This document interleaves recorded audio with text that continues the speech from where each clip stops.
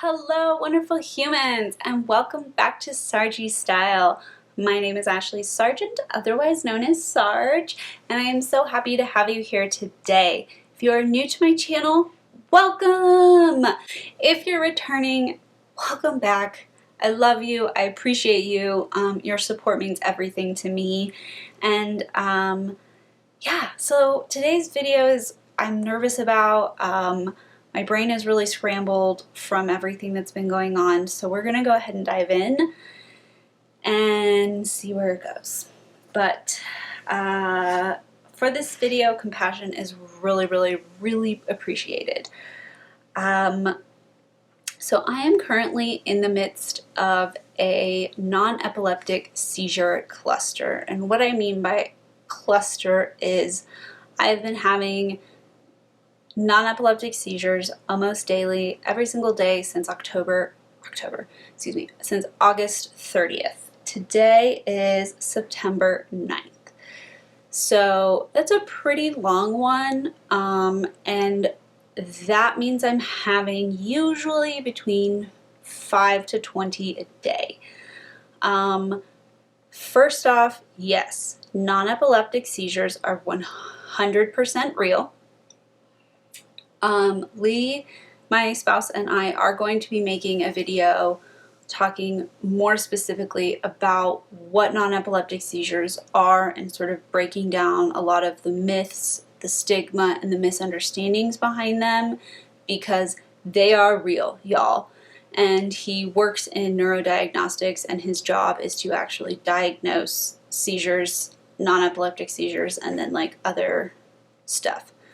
But anyway, today's video is going to be way more personal because I myself live with non-epileptic seizures, and they are actually the reason that I had to leave my last job I had before filing for federal disability. It was awful. If you all want to hear my story of like losing my job and the disability process for me personally, I would be happy. Whoa, children playing in the hallway. Can't complain about happy kids. If you want to hear that story, like, please let me know. I'd be happy to make another video, but we're not going to talk about that today. So I wanted to just like talk about what it's like to be in one of these clusters. So first of all, they make me really scatterbrained, and I always say it's scrambled my eggs because my brain feels like scrambled eggs. I don't have any memory. I don't know what's going on. A lot of times I don't know that I've had a seizure, or I don't remember it. So mine are very violent. I shake, I contort my body, I've dislocated joints, I've pulled my hair, I've scratched my face really badly, I've hit Lee by just like flailing. So like the first thing I always ask is like, did I hurt you? Did I hurt myself? Like, is everyone safe? And that's a really terrible feeling, to wake up and like return to consciousness and to be like, did I hurt myself? Did I hurt the person who I love? That's a really not great feeling. So anyway, I have been, this cluster that I'm in right now started August 30th. I keep having to check my phone. It's September 9th. So it's been going on for a while. And in the first few days of this particular cluster, I had a really violent one and dislocated my left hip really badly. I believe it's dislocated. I didn't go to a doctor. I dislocate joints all the time during this, particularly my hips, because I grew up dancing, so I have a lot of damage to my hips from being a ballet dancer, a cheerleader, and then like yoga Barbie, basically. Like, I could do all the contortionist yoga stuff, not knowing that I was creating a lot of damage to my joints. But so my joints dislocate. Anyway, I'm seeing my physical therapist in a couple days, and I'm hoping she can help like reset some of the stuff that's been knocked loose. But what I wanted to talk about is yesterday I woke up, and on Saturday, so today is Monday, on Saturday I had several seizures. And they are really exhausting, and they leave me feeling really, really sore. Because imagine like your whole body tightening up and then shaking really aggressively, and like I can't control it. So, and they can last hours. They can last hours and hours and hours and hours. So it really wears me out. So I woke up and I was actually physically sore from the amount of seizures that I had had on Saturday. But because we just bought a condo and I wanted to move forward with my life and be joyful and lean into the good stuff, we decided to head over to the new place. Lee gave me like kind of a leisurely morning to regroup, get my pain down, all of that, and then we headed over to the new space to, you know, tinker and do kind of our thing. And I wanted to smudge it, do the burn sage. I do a whole like energy cleansing blessing ceremony whenever I move into a place, and like, yeah, I know, hippie chicks crap, but like I do it, I love it. It definitely helps me feel like my home is more mine. So I was planning on doing that ceremony. Ceremony is maybe a bigger word. It's really just like me saying intentions and prayers and burning sage, but whatever. That's neither here nor there. So anyway, so we were at the apartment the new condo yesterday, and I went into another spell. And it was about 4 o'clock, maybe 5, I don't know. I don't quite recall, but it was about 4 or 5 o'clock, and I started convulsing and convulsing and convulsing and convulsing. And I could not stop. I couldn't stop. And so obviously fun with fire was not going to happen when your girl was like fainting. I was losing consciousness. I couldn't walk. Lee was having to like help me get around because my body was just like shutting down. These seizures really, really, really beat the crap out of me. And so we got home, and I continued to have them throughout the evening. I, would eat a little bit of my dinner and then like curl up in a ball, have a bunch of seizures, and then like come back to my food, have a bunch of seizures, and it was like kind of like that. So like we got a shower in, we went to bed, and I started having seizures, and I couldn't stop. It was like one long seizure. It wouldn't freaking stop. So sometimes like distracting my brain can trick it into stopping. So we were trying all our tricks. Like we tried all these meds. We tried to trick my brain by like getting me to like, and I can't talk usually. Like I lose a lot of my like speech. So Lee was like, tell me a story, and all I could say was too hard. So we were trying to just like re-scramble the wiring in my brain, basically.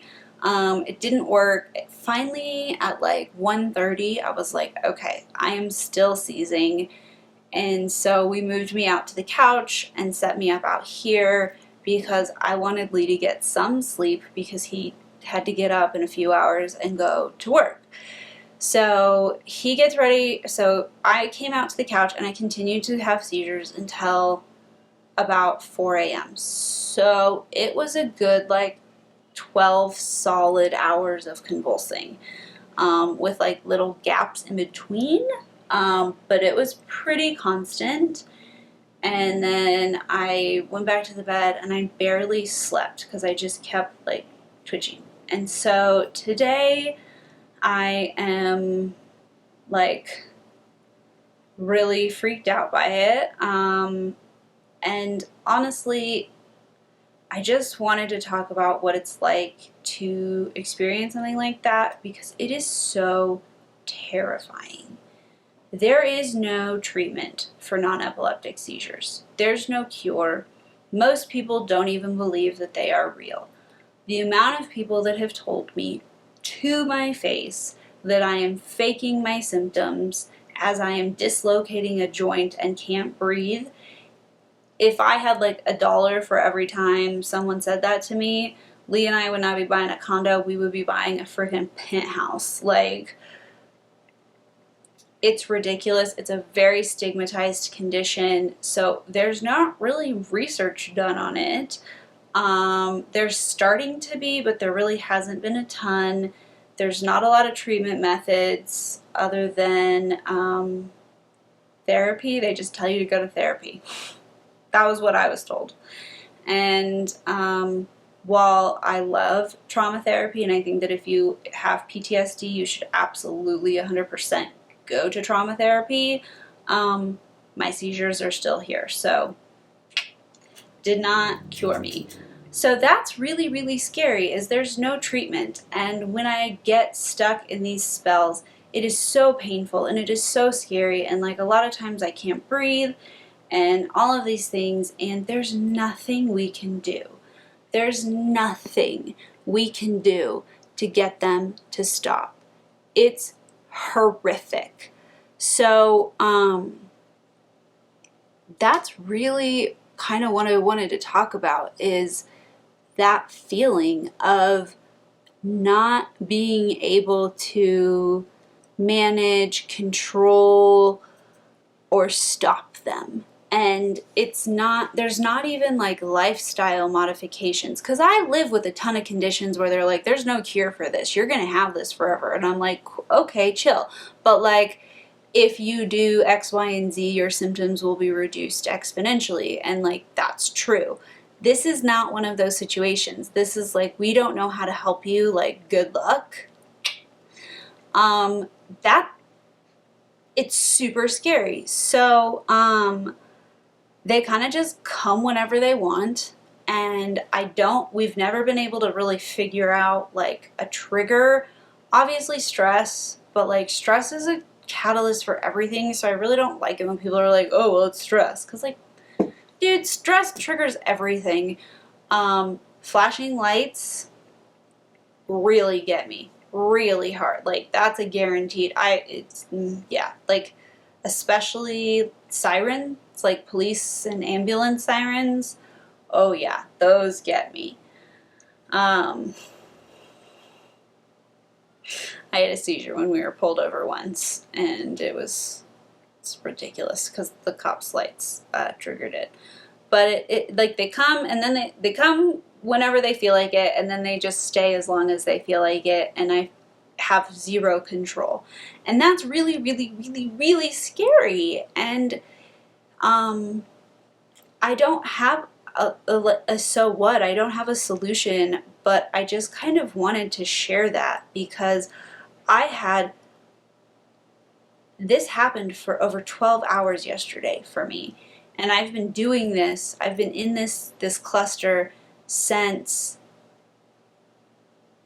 the end of August, and it's like the second week in September. Like, the longest one I've had lasted 9 months, and I was having 10 to 20 seizures a day.